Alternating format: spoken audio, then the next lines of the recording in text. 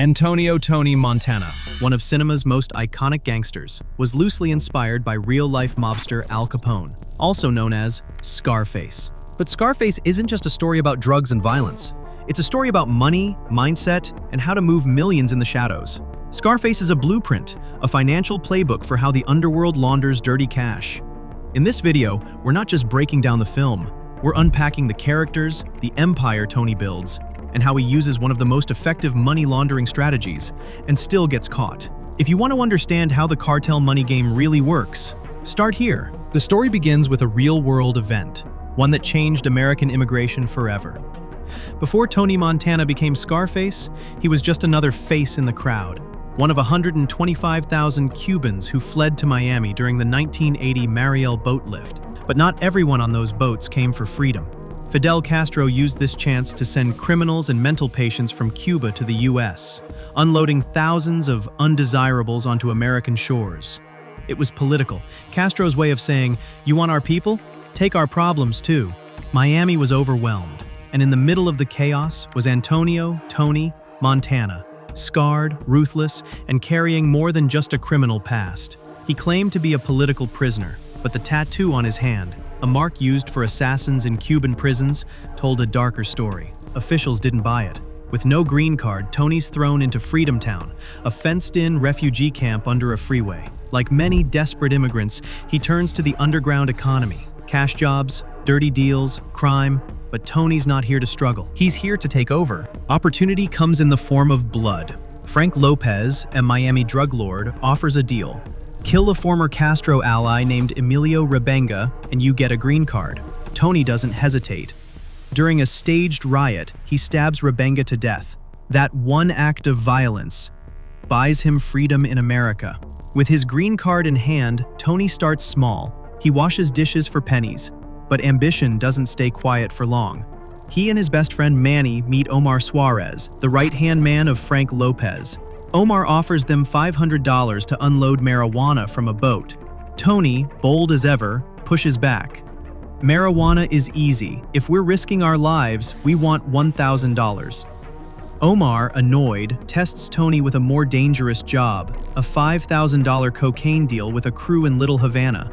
This is where the money game gets dangerous. In illegal deals, there's no paperwork, no contracts, and no law to protect you.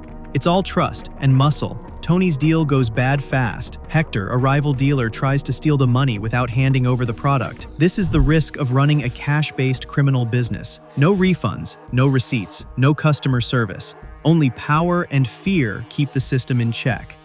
Tony flips the script. Instead of running, he kills Hector, grabs the cocaine, and takes it directly to Frank. Frank is impressed.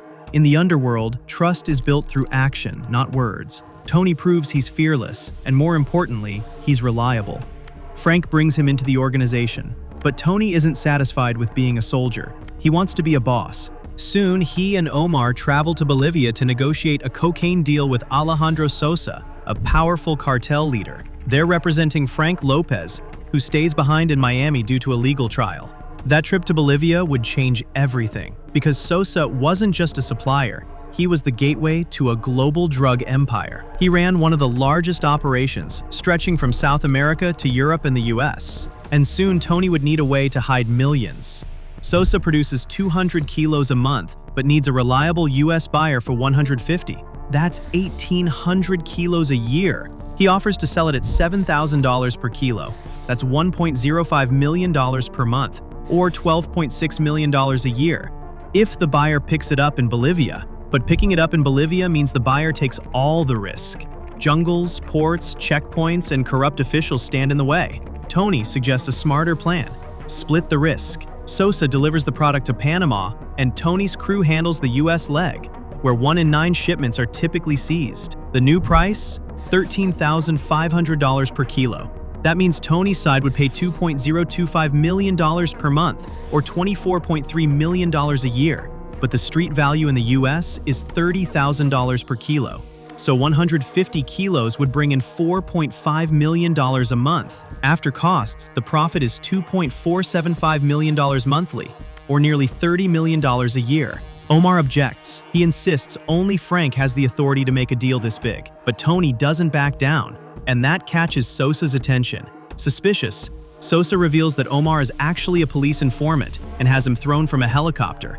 Tony steps up, seals the deal, and earns Sosa's trust. Back in Miami, Frank is furious that Tony made a multi-million-dollar deal without his approval. He fears retaliation from rival cartels, but Tony brushes it off. He claims the deal could bring in $75 million a year if they scale to 2,000 kilos annually. Tony's ambition explodes. After surviving an assassination attempt, which he believes Frank ordered, he takes matters into his own hands.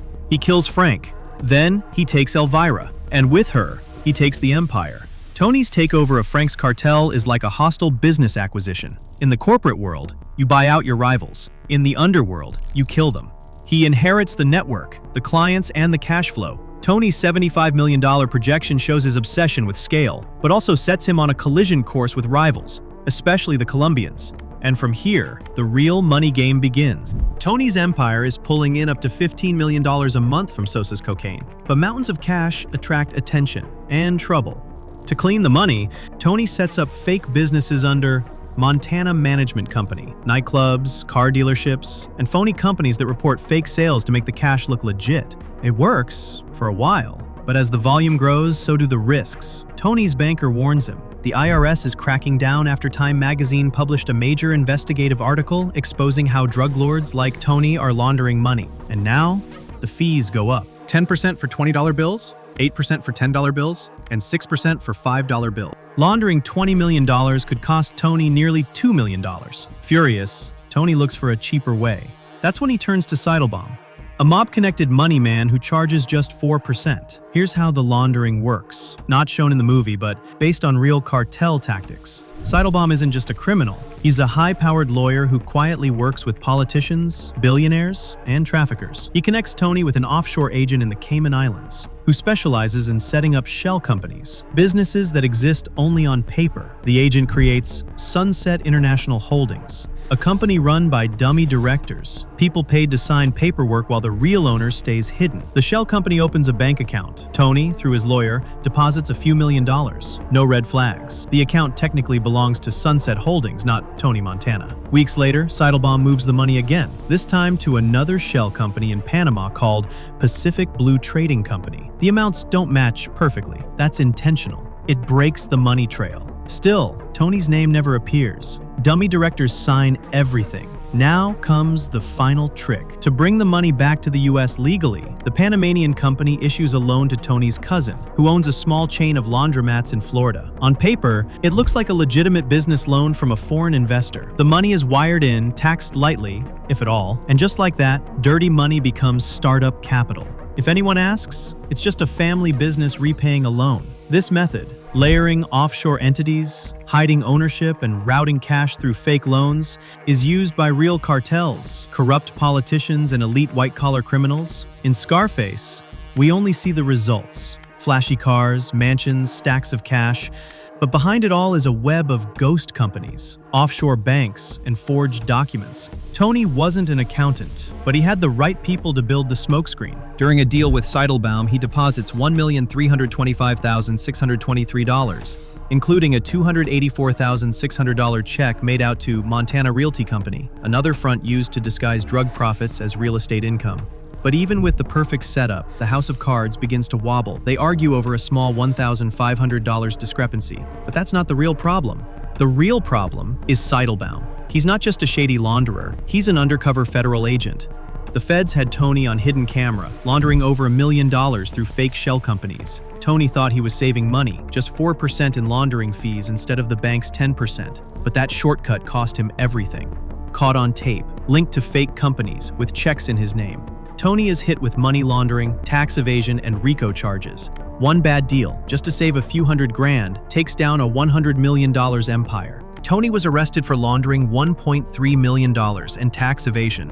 Sosa offers to make the charges disappear, but only if Tony kills a Bolivian activist who's been investigating the cartel's drug operations.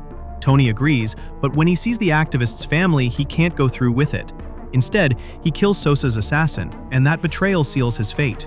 Sosa sends a hit squad to Tony's Miami mansion. Tony fights back, gunning down dozens of attackers, but in the end, Sosa's enforcer, the Skull, gets to him. Tony is shot and falls into the fountain beneath the words, "The world is yours." Tony's empire grew too fast, like a business borrowing too much. His $24.3 million deal with Sosa, addiction, and wars with rivals overstretched him.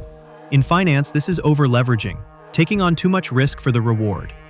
Tony's collapse shows how greed and bad choices can destroy even the biggest empires. Tony's story isn't just about drugs and violence. It's about money, power, and the illusion of control. He chased the dream. He built the empire. But he forgot the rules of the game. In the end, Tony Montana died not because he wasn't powerful, but because he was overexposed, underprotected, and surrounded by enemies he created himself. Money without discipline is just fuel for destruction.